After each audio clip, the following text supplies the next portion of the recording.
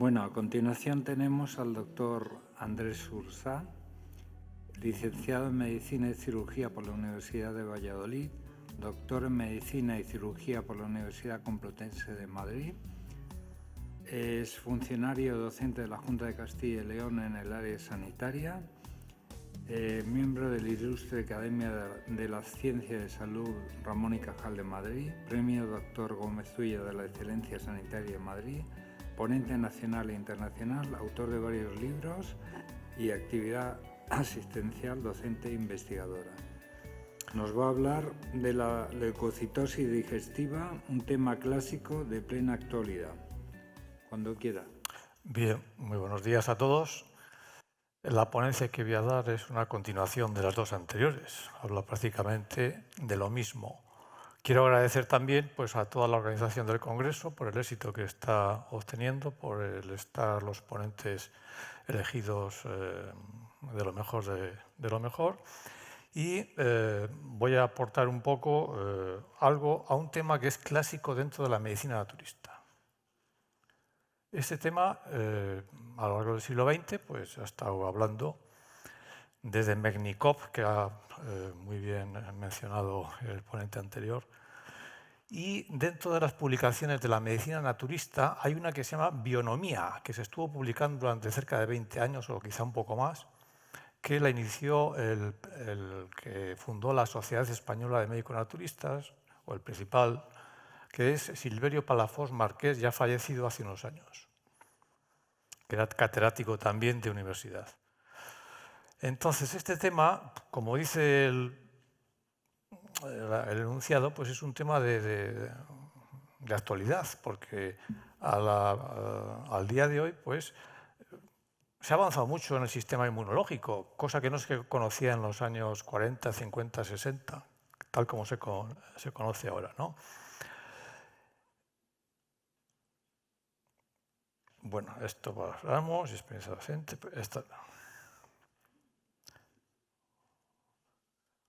sobre todo me conceptúo como médico naturista, desde hace cerca de 40 años que vengo pasando consulta, pero me he dedicado también a otras actividades dentro de la medicina, como la docencia y la investigación. Entonces, la leucocitosis digestiva, como vengo comentando, es un fenómeno biológico observado desde el siglo XIX y se produce cuando la proporción de alimentos que tomamos en una comida es mayoritariamente procesada, proceso industrial, o sometida al calor. Luego hablaremos de algunas temperaturas que son las que más producen este fenómeno. Y esta leucocitosis digestiva es uno de los argumentos de mayor peso que esgrimen determinados movimientos relacionados con un estilo de vida saludable. Unos clásicos como la higiene vital, el higienismo o el vegetarianismo, u otros emergentes como el veganismo, y lo hacen para justificar una alimentación natural que prevendría la aparición de enfermedades. Han sido muchas las controversias que se produjeron desde el principio en el mundo científico debido al fenómeno de la leucocitosis digestiva, y una de las más debatidas es si con el alimento crudo no se produce leucocitosis digestiva. Habría que tomar alimentos crudos, pero esto no es recomendable en todos los grupos de alimentos, una vez por el peligro que pudiera entrañar. Comer carne cruda, ¿quién come carne cruda? O legumbres crudas, no se podrían digerir. El aparato digestivo humano, salvo alguna legumbre muy concreta, pero no tiene unos productos que nos harían daño. Y otras porque hay alimentos que precisan el calor para poder ser asimilados por el organismo, como todo el mundo conoce.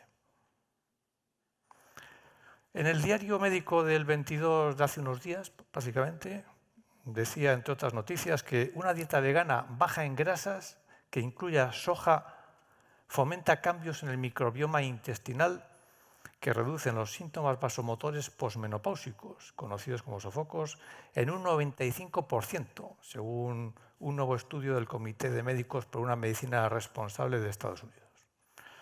Como ha surgido esta noticia, le he añadido ya que tiene un poco relación con el tema.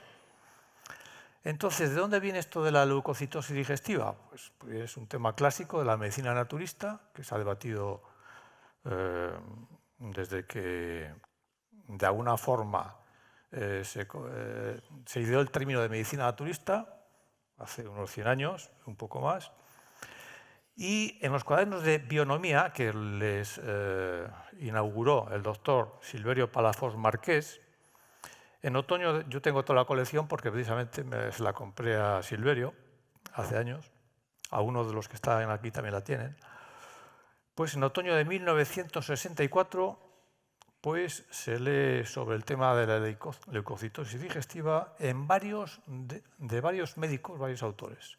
Prácticamente casi todos los que escribían en bionomía eran médicos, pero alguno no era médico, era naturópata, que se había formado en Estados Unidos porque había cátedras de naturopatía y tenían de alguna forma crédito, por entendernos.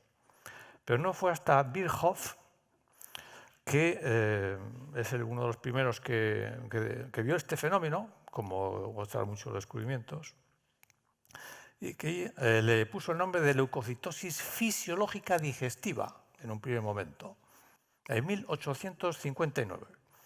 Y esto entendió que era una cosa normal, ya que se normalizaba a las pocas horas.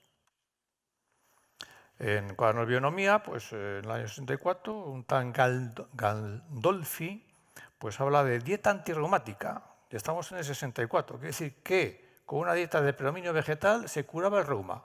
Ahora nos lo podemos explicar con todo lo que ya sabemos del sistema inmunológico. Y es lo que estamos haciendo muchos médicos antes de que no se hablara ni de microbiota intestinal, ni de permeabilidad intestinal, ni nada de nada. Y efectivamente, notaba mucha mejoría como los que tenéis práctica de medicina naturista hace bastantes décadas como yo. ¿Y por qué? Pues debido a todos estos mecanismos, sencillamente. Ahora se conocen, antes no se conocían. Era empírico, ahora es experimental. En el siglo XIX, un tal Duperier observó que la leucocitosis era particularmente pronunciada después de la ingestión de leche. Entendíamos que era leche cruda o a lo mejor pasteurizada, no lo especifica. Otros autores del siglo XIX, como Cabot y Rieder, von Jackson, Ascoli, intentaron cuantificar la leucocitosis digestiva y demostraron que estaba relacionada con las comidas abundantes, con la digestión y comidas con proteínas, carnes y leguminosas sobre todo. En 1912, Brodin y Saint-Gigrons descubrieron que la leucocitosis digestiva estaba poco marcada con una dieta vegetariana, pero era intensa con una dieta de carne. Esto también lo publicó Kushakov en el artículo, en un capítulo del libro, con el título Bases de la leucocitosis digestiva, en el libro Nuevas leyes de la alimentación humana. Revisión general de las ciencias puras y aplicadas, en 1937, en París. Entonces, uno de los autores más destacados por sus investigaciones sobre la leucocitosis digestiva fue el bacteriólogo ruso Paul Kuchakov, que al igual que Virchow, pues desempeñó su labor en Europa. A diferencia de Virchow, pues, sostuvo que la leucocitosis digestiva era patológica. Su investigación, realizada en el primer tercio del siglo XX, le llevó a descubrir que los alimentos sometidos a determinada temperatura producían hiperleucocitemia. Esta reacción alcanzaba su máximo a los 30 minutos y desaparecía a la hora u hora y media de la ingesta. Observó que el alimento crudo protegía al organismo de la agresión del alimento cocido si se ingería con antelación.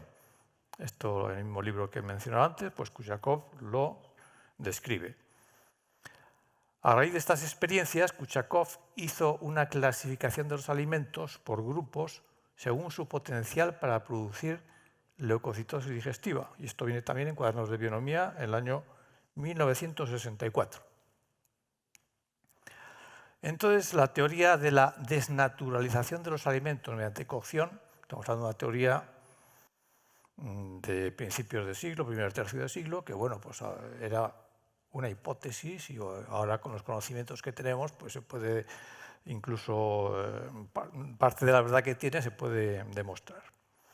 Este autor planteó esta teoría y hizo un estudio sobre miles de personas a las que analizaba una gota de sangre a diferentes intervalos de la digestión, después de haber ingerido diferentes tipos de alimentos, observando que el índice de glóbulos blancos se duplicaba media hora después de la ingesta de alimentos cocidos, mientras que este índice no aumentaba después de la ingesta de alimentos crudos.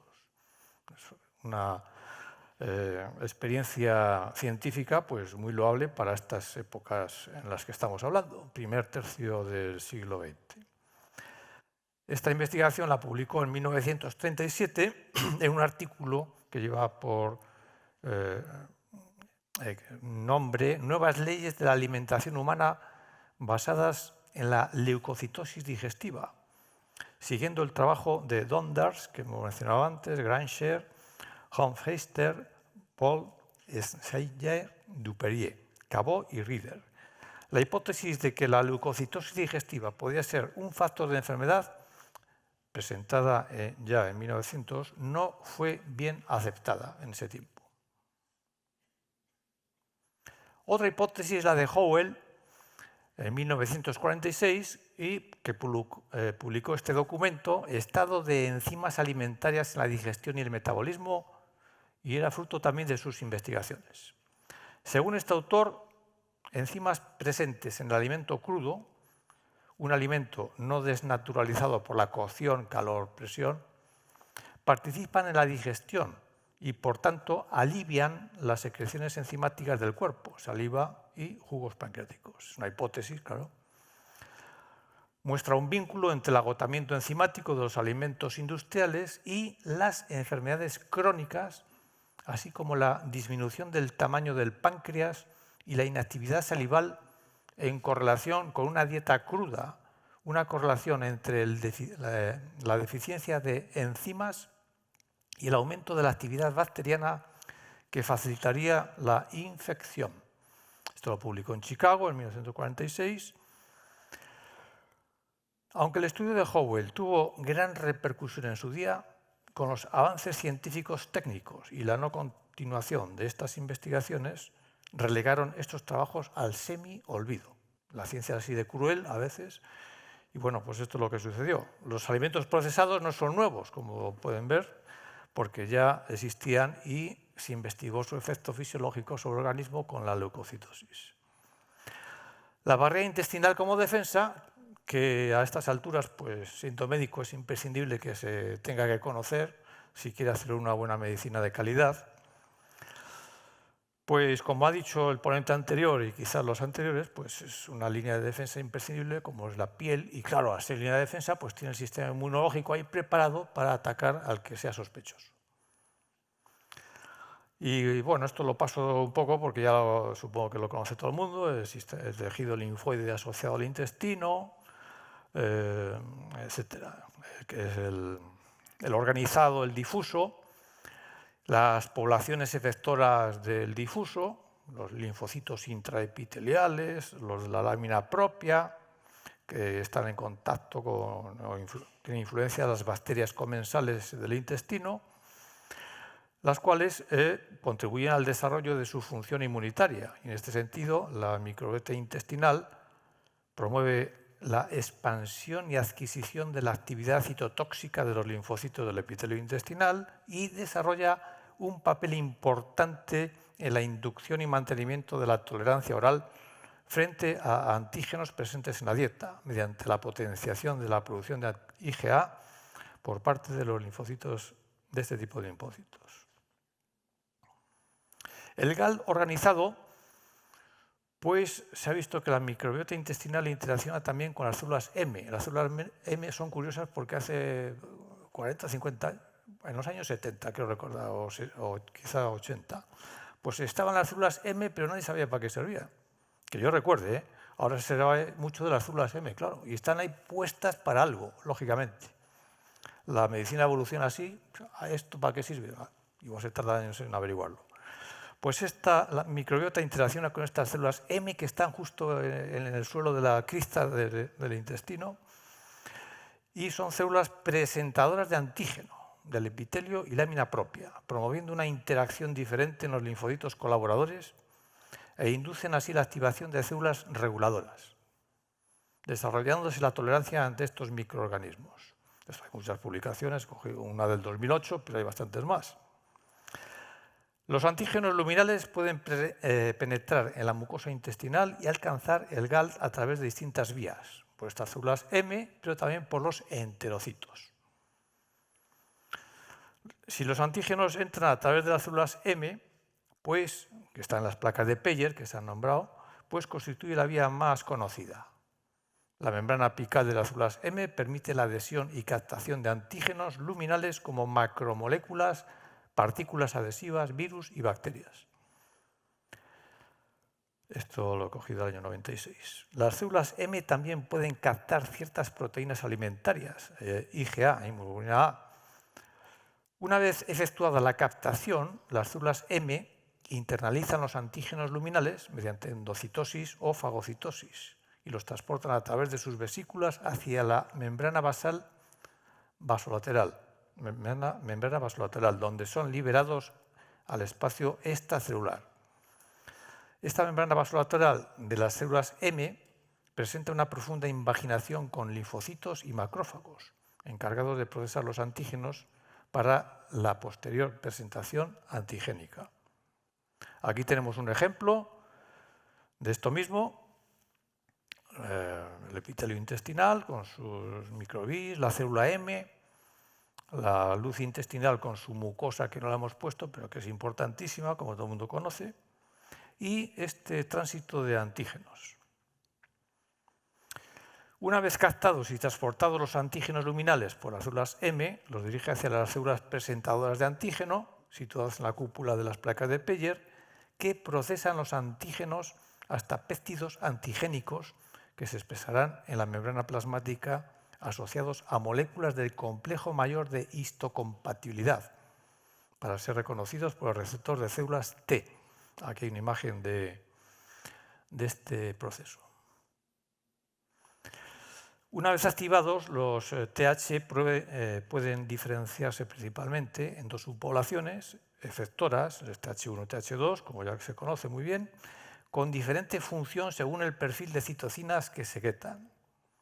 El TH1 secretan interferón, el gamma, interleucina 2, el factor necrosis tumoral beta también. Su función principal es la defensa mediada por fagocitos, sobre todo frente a microorganismos intracelulares como virus, bacterias y algunos protozoos. Y los linfocitos TH2 pues, producen las interleucinas 4, 5, 13 y actúan como mediadores de reacciones alérgicas y en la defensa frente a infecciones producidas por helmintos y artrópodos. La célula TH17, mencionada hace unos minutos, una tercera subpoblación efectora está formada por estos linfocitos que segregan interleucinas 6 y 17. Las células 17 son un tipo de linfocitos T cooperadores encargados de eliminar ciertos patógenos, principalmente hongos y micobacterias, que no lograron ser eliminados tras una respuesta celular TH1-TH2. Aquí está un poco el esquema de este proceso. Aquí vemos la diferenciación de las células efectoras, la barrera intestinal y este proceso explicado según este mecanismo.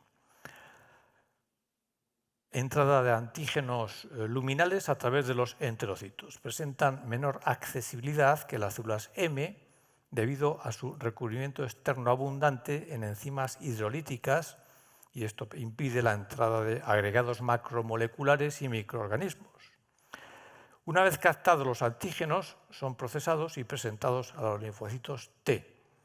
La captación de antígenos luminales también puede producirse mediante un mecanismo paracelular a través de los espacios entre enterocitos, donde células dendríticas proyectan sus dendritas gracias a la expresión de proteínas asociadas a las uniones estrechas, las células occludens.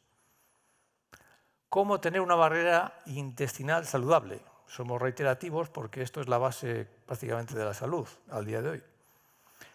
Ha de haber una correcta expresión de las proteínas que forman parte de las uniones estrechas, como ocludinas, claudinas, caderinas, etc.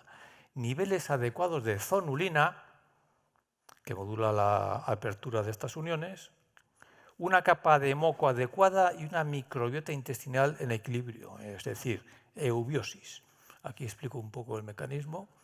Las células tienen que estar bien conectadas y si hay permeabilidad, pues tenemos un problema. De aquí nace el síndrome de intestino permeable. Curiosamente, yo guardo algunas publicaciones en el ordenador y bueno, a final del siglo XX o principios quizás del XXI, unos autores americanos escribieron unos artículos diciendo que eso del síndrome de intestino permeable no está demostrado. Bueno, han pasado 20 y tantos años y ahora pues ha pasado a ser protagonista. El síndrome de intestino permeable, como todo el mundo conoce que se dedica a la medicina, pues es una patología de nuevo diagnóstico que consiste en una alteración de la pared del intestino delgado que hace que sustancias y microorganismos pasen esta barrera y lleguen al torrente circulatorio. Como ha dicho muy bien el profesor Navarro, con los mecanismos de laboratorio que existen ahora, pues se pueden identificar bacterias que antes no se podían. El cultivo, salían en cultivo, pero había otras que no salían en cultivo y existían también. Con lo cual, pues ha pegado una revolución en la medicina como se conoce actualmente.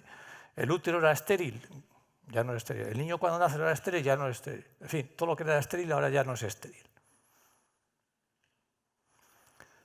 Entre su variedad clínica destacan cefalea, cansancio, diarrea, hinchazón abdominal, intolerancia alimentaria, dificultad para bajar de peso, dolor articular, o sea, patología muy frecuente, muy habitual. Al presentar un cuadro clínico tan inespecífico, pues es una falla de difícil diagnóstico. Pasa por un montón de médicos, digestivo, internista, nutricionista, médico general. Y los del digestivo se van poniendo en el asunto, pero todavía muchos ni siquiera se lo creen. Tenemos entonces el leaky gut syndrome, que bueno, pues seguramente que es muchísimo más frecuente de lo que nos podamos imaginar. Seguramente de lo que estamos aquí, como mínimo el 35, 40 o al 60 lo tenemos, en mayor o menor grado. Es decir, que nos están pasando restos de bacterias a través del intestino directamente a la sangre. Y esto produce inflamación gradual de bajo grado, inflamación crónica de bajo grado, que es la catapulta de la mayor parte de las enfermedades. Alimentación y cambio climático. Yo en mis publicaciones, que publico libros, artículos de conferencias en todo el planeta, llevo hablando de cambio climático desde el siglo pasado, para entendernos. Alimentación y cambio climático. Esto cuesta entenderlo a mucha gente, pero hay una relación totalmente directa. La justificación actual de mayor calado relacionado con la leucocitosis digestiva, independientemente de que influya en el estado de salud, es el cambio climático, producido por la actuación del ser humano en las 2 últimas centurias, o sea, desde la revolución industrial, para entendernos. Las dietas basadas en vegetales contribuyen a un mejor estado de salud. Las basadas en productos cárnicos contribuyen a un peor estado de salud y al cambio climático, ya que en la panza de los rumiantes se genera metano, que es un gas de efecto invernadero de 20 a 26 veces más potente que el CO2. De ahí la importancia de incluir la sostenibilidad ambiental en la alimentación dietética. La Organización Gastronómica Mundial está puesta al día, se puede acceder a ella por Internet. Y ahí, bueno, hay que echarle tiempo, porque tienen, en fin, yo creo que es la mejor página de gastroenterología del mundo. Bueno, yo ya lo hice por sí mismo. Está puesta al día porque habla del cambio climático y su relación con todo lo que ya sabemos. Y dice que el cambio climático es una crisis de salud pública que se desarrolla rápidamente y tiene implicaciones importantes para la salud y las enfermedades digestivas. Los médicos, enfermeras y todos los proveedores de atención médica que están involucrados en la atención digestiva deben comprender el desafío que enfrentamos. Para aumentar la concienciación y educar a los proveedores de servicios de salud, esta organización está transmitiendo una serie de 9 seminarios web interactivos de 1 hora cada uno bueno, esto ya ha sido, porque ha sido hasta junio. Quiere decir que hay organismos que se están preocupando de la salud global, con mayor o menor éxito. Es urgente instruir a los que nos dedicamos a atención médica, en la pública, en la privada. El único inconveniente, los países que tienen otros intereses, sus gobernantes, y a lo mejor desvían un poco la atención en este problema que es el más grave que tiene el planeta actualmente. Conclusiones y ya termino. Doctor, 5 minutos. La leucocitosis digestiva es un fenómeno biológico que se viene observando desde el siglo XIX y se produce por la toma de comida sometida al calor o procesada. La leucocitosis digestiva se reduce introduciendo en cada comida una buena proporción de alimentos crudos o mezclando crudos con cocinados.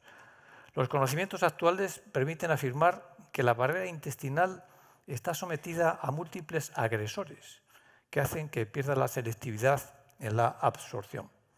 El paso de macromoléculas y microorganismos en una mucosa intestinal permeable estaría involucrado en la aparición de enfermedades inflamatorias, alérgicas, autoinmunes y cáncer. Las elecciones dietéticas tienen un papel importante en la contribución a los impactos ambientales. Estos impactos podrían reducirse eligiendo menos productos animales consumidos en exceso, particularmente alimentos procedentes de rumiantes, e incluir más alimentos de origen vegetal. Gracias por su interés.